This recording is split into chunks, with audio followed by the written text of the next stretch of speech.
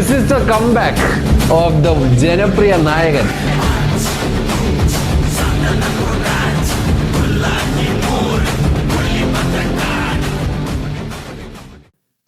നമസ്കാരമുണ്ട് ഗൈസ്. അപ്പം ഇൻട്രോയിൽ നിങ്ങൾ കണ്ടതുപോലെ നമ്മൾ ദിലീപേട്ടൻ്റെ അടുത്തേക്ക്, ദിലീപേട്ടൻ്റെ കൂടെ ഇന്ന് എനിക്കൊന്നൊരു ഹാഫ് ഡേ നമ്മൾ ദിലീപേട്ടൻ്റെ കൂടെ തന്നെ ആയിരിക്കും, നാളെ പുള്ളിയുടെ കൂടെ തന്നെ ആയിരിക്കും ഗൈസ്.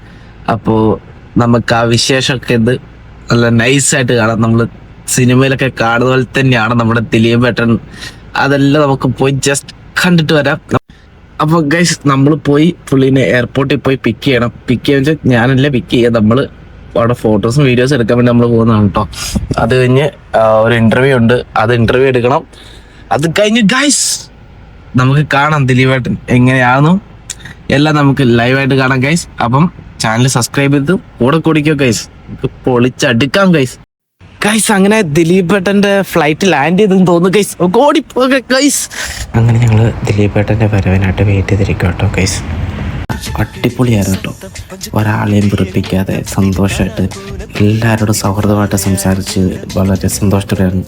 കൂടെ നമ്മുടെ നാദൃഷ്ക ഉണ്ടായിരുന്നു. 3 പേര് ഒരുമിച്ച് കേട്ടപ്പം വളരെയധികം സന്തോഷം തോന്നി ഗൈസ്. ആക്ച്വലി നമ്മുടെ മനസ്സിക്ക് ചെയ്യുന്നുണ്ടായിരുന്നു, നാദൃഷ്ക ഉണ്ടായിരുന്നു. ശരിക്കും പറഞ്ഞാൽ ബഹ്റൈൻ കണ്ടതിൽ ഏറ്റവും വലിയൊരു സന്തോഷം വേറൊന്നുമില്ല.